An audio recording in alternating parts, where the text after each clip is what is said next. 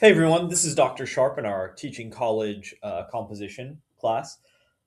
I've talked with some of you recently, and you've indicated that you feel like you need a little bit more explicit instruction and examples of what assignment sequencing and assignment prompts look like. That is perfectly normal. So, what I'm going to do today is I'm going to talk you through what an assignment sequence looks like in a syllabus. Then I'm going to give you an example of an assignment sequence that I use in English 1101. And hopefully, as I talk through it and explain why I make some of the decisions that I make, it'll make it a little bit more clear for you exactly what you need to be doing in order to make an effective assignment sequence. So, this is what we call the common syllabus at English 1101. It has a lot of things that are required. Of course, you put your office hours and all that sort of stuff on there, your student learning outcomes.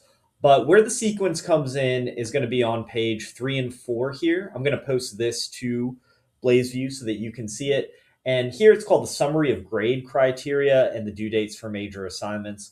And what these are essentially they are the thing that tells your students what they're going to be doing throughout the semester, or the major assignment sequence. Now, as you can see over here, the grading scale, it's not only made up of the major assignments. There are what are called scaffolded assignments. I'll talk about those in a second. I've got a writing conference daily assignments that all go into the grade, but this gives students an idea of what they'll be doing throughout the semester. So in my English 1101 class, I have 5 units, 5 major assignments. In the assignment that I gave you, you'd have 3 or 4 major assignments, with one of those being a required rhetorical analysis essay. So let's go through my assignment sequence and talk about it. So the first assignment I have students do is place-based writing. I'll get more into this, but they're just describing a place that's familiar to them. It's a descriptive writing project. And to build into them, that I have them do a rough and a final draft, and I have them do a scaffolded assignment, which is a spatial analysis. A spatial analysis is just where you analyze how a space functions and who operates within the space. What a scaffolded assignment is it is something that you assign to students where they practice a skill that they're going to need to be able to effectively complete the major assignment. So it's not like a rough draft, it's not a part of the paper. It's a separate assignment that gives them a discrete skill that they're then going to apply when they do the major assignment. So for this first assignment, I'll pull over the assignment prompts here, which I'm also going to upload to BlazeView for you all to look at. I have students write a 2-page double-spaced descriptive essay about a space that matters to you. What I'm trying to get them to do here is incorporate sensory details. I want them to be able to organize an essay. And a spatial essay is a great way to have students do that because they intuitively understand you need to organize a space in order to describe it. I want them to develop a clear theme. That's going to help them later in the semester when they have to write an argumentative essay. And then, of course, we're going to practice revising. We're going to practice writing in our clear mechanics. A lot of your students may have never revised anything before they get into English 1101. So it's good to give them a low stakes way of doing that. So in the assignment prompt, you can see we have a couple discrete categories. So we have the purpose. This is where we explain to the students what they are going to do. We have our learning goals. These are connected to my course learning outcomes, but they're not the exact same as my course learning outcomes. It's what they're going to learn in this assignment.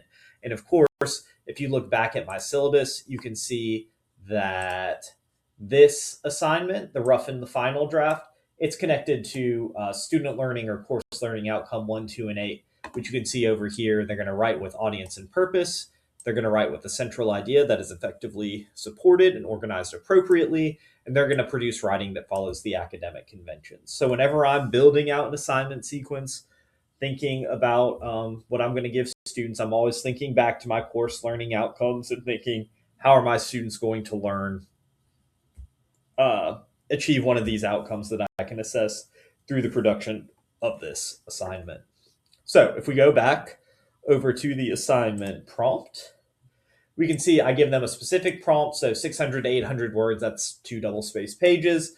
You're going to describe a space that's important to me. You're going to develop a theme through your details and organization to make a larger point. Then I give them some hints about what they need to do. They need to name the space and situate the reader. So, what are you writing about? They need to show the space using concrete details, right? That's the vivid sensory details that we're going to practice every day in class. We're going to develop a theme. So all the students are going to write about some sort of theme, and the evidence that they're going to use are going to be the description of the space, and they're going to conclude with some kind of meaning. So they need to come to some sort of larger point. Since this is the first assignment that I'm giving the students in the sequence, I like to give them helpful thesis frames. So these are just kind of fill in the blank sentence starters. The one thing that I'll say about giving a student a sentence starter is if you give them this thing that says this place matters because blank and the blank and blank and blank make that clear, you're going to get theses where they're not writing their own, they're just filling in the blanks for you. That's okay for the first essay. You probably want to get away from that as you get further into the semester. I'll also give them ideas of themes or lenses they could use because again, it's the first semester, it's the first essay in the semester. They will probably we'll talk about these in class, but there are some students who aren't going to come to class. So a principle of universal design that I'm incorporating here is I'm trying to build in as much redundant information as possible. So you didn't come to class, that's okay. You get a list of themes that maybe we generated in class or I just generated for them. And then at the end, I always try to give them or anticipate some of the problems that they're going to have because I've taught this a few times. So a couple things are they don't use verbs particularly well. So I want them to have strong verbs. They'll describe something as a category instead of an example. So if they're writing about their grandmother, they may say, she made food. No, you want to say she had a tray of overbaked brownies, right? That's trading categories. And then some students will write too descriptively, so you tell them to use figurative language sparingly. So you can see how the assignment prompt is structured. Now let's go back to the syllabus and see how all the assignments build toward each other, and then we'll look at the other examples. So in my class, after they've written the place-based essay, they're next going to do a character profile. So in the first essay, they learned about how to write sensory details and things like that. In the second one, they're going to practice interpreting details and characterization. So at Valdosta State last year, we used a common reader book called Evicted. What I had them do is I had them pick a character in the book, and then they had to write a character profile based on one of the chapters. So I'm using this as a bridge. So in the first essay, they did descriptive writing. That was a place-based writing. In the fourth essay, they're going to do a rhetorical analysis on the book. So this is kind of a bridge between. It's taking something they already understand, descriptive writing, and it's putting it into a new context. Instead of using descriptive writing to invent, they're now using descriptive writing to interpret. So that's why I have them write a profile essay. After that, we go back to having them write about their own perspective. So here I'm trying to teach them how to integrate sources and how to take their own argument and put it in relation to other things in on the same argument theme perspective. So what they do is they tell me a narrative that develops a theme of some sort, and then they will compare that to two other existing narratives, like something from a movie or show or book, and show how their experience teaches us something new about this larger problem that they've identified. So again, we're adding one layer of complexity. Here, they were using one source, Evicted. Here, they're using two sources, but they're still drawing on like the descriptive and narrative writing that we developed earlier in the semester. Then we go into our rhetorical analysis unit. So the way this one's structured, again, it's required, but it's pulling back on stuff that we've already done. They've already done a little bit of writing on Evicted. Now, instead of just looking at one character, they're going to look at the argument of one chapter and determine whether it's effective given ethos, pathos, logos, and things like that. One important thing with the rhetorical analysis is if you don't want them to use AI or plagiarize, it's better to give them a section of something rather than an entire work. So the book Evicted is like 30, 40 chapters. I had them write about just one chapter And that makes it much more likely for students to do their own work. And then finally, my final assignment in the sequence is a reflective interview and memo. So here's where they reflect on their learning, and that's prompting students to transfer their skills between contexts. So what they do is they read each other's Unit 3 synthesis narrative, and then they do an interview with each other in class where they talk about why did you write it this way? What did you learn? How'd your writing process change? It's getting them to verbalize what they've learned over the semester. I listen to that, and then I pair that with they write a reflective memo. That's just a 1 to 2 page completion grade sort of assignment where the students write about what they learned and give me some feedback on how I can improve the course in the future. So that's how the assignment sequence is structured. You can see the big things here are we go from simple to more complex over time.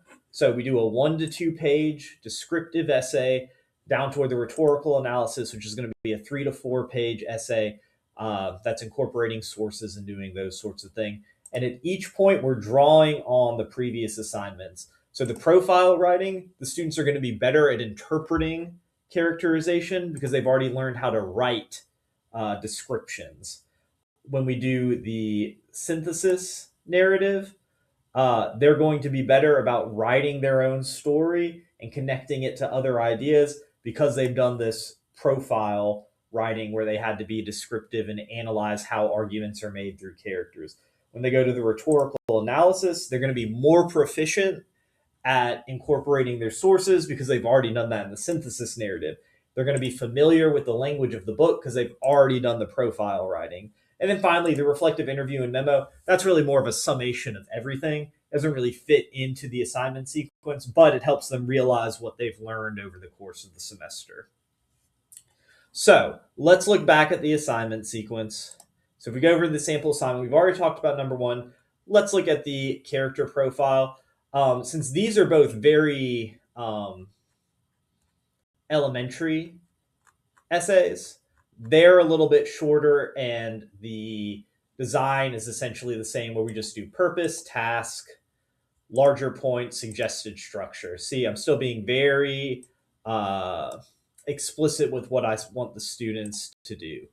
When we go into assignment 3 and 4, which are going to be the synthesis narrative and the rhetorical analysis, you can see my prompts get a little bit more complex because the writing is a little bit more complex. So I still have the purpose, and I'm still telling them what text they can use. I said you can use 12, 14, or 18, or you can choose your own.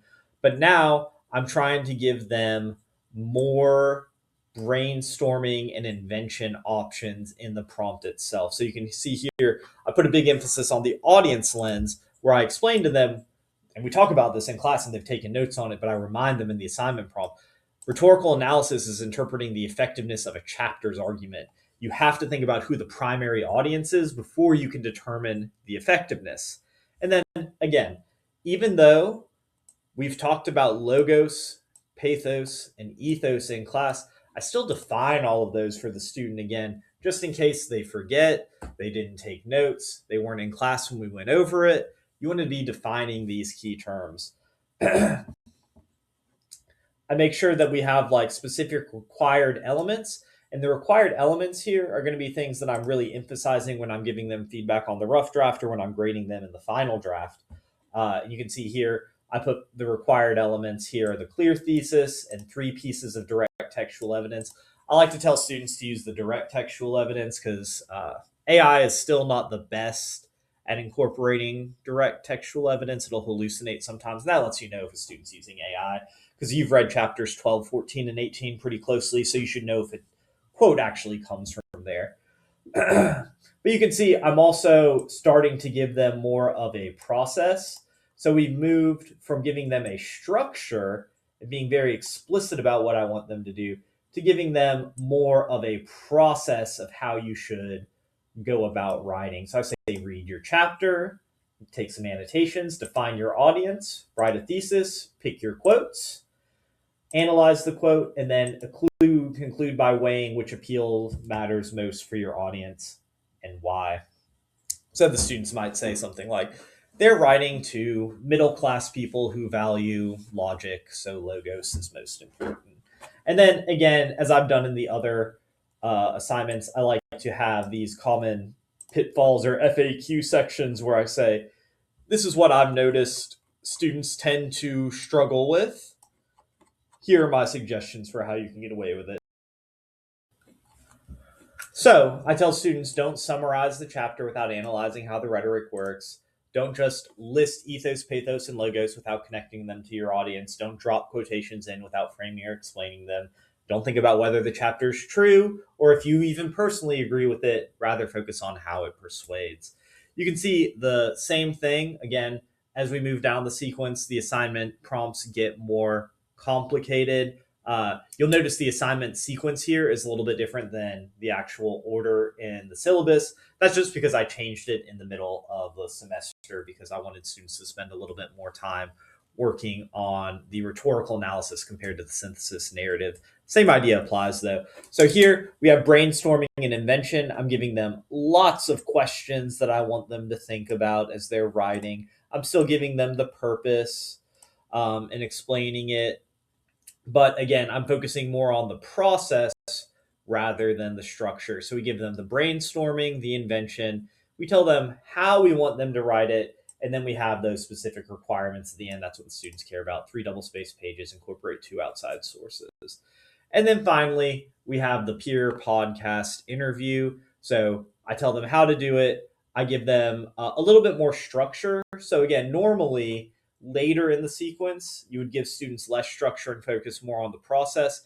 But since students are switching from writing to talking, recording audio, I think it's important to help them have a little bit of an interview structure. So I would give them lots of example questions that they might want to add, that sort of thing. So in the first part, they talk about the essay that they read from their peer, and in the second part, they talk about their course experience.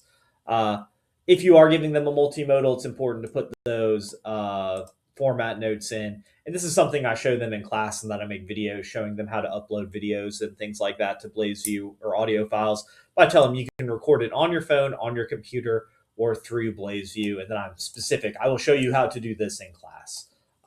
So just because it's too complicated to write out all of the instructions in an assignment prompt, if I did that, this assignment prompt would move from 3 pages to 5 or 6 pages, and you don't want anything that long. In general, you want to keep your assignment prompts around 1 to 3 pages at most. So, like I said, I'm going to upload this to BlazeView. Hopefully, it's useful for you to look at. Hopefully, it teaches you a little bit about how these things are structured, what goes into an assignment prompt. Hopefully, this syllabus over here shows you how a sequence builds off one another.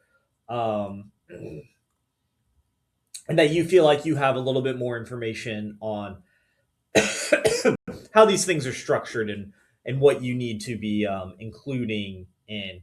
Because I think when I talked with our classmates, something I realized is I was making some assumptions about what you might have previous knowledge about that weren't lining up with the previous knowledge you have. And that's not any issue with you. It just means I need to give you all more examples and do a little bit more explicit instruction rather than assume that you can make the connections between all the readings that we're doing and then the assignments that we're working on in class. So I hope this helps.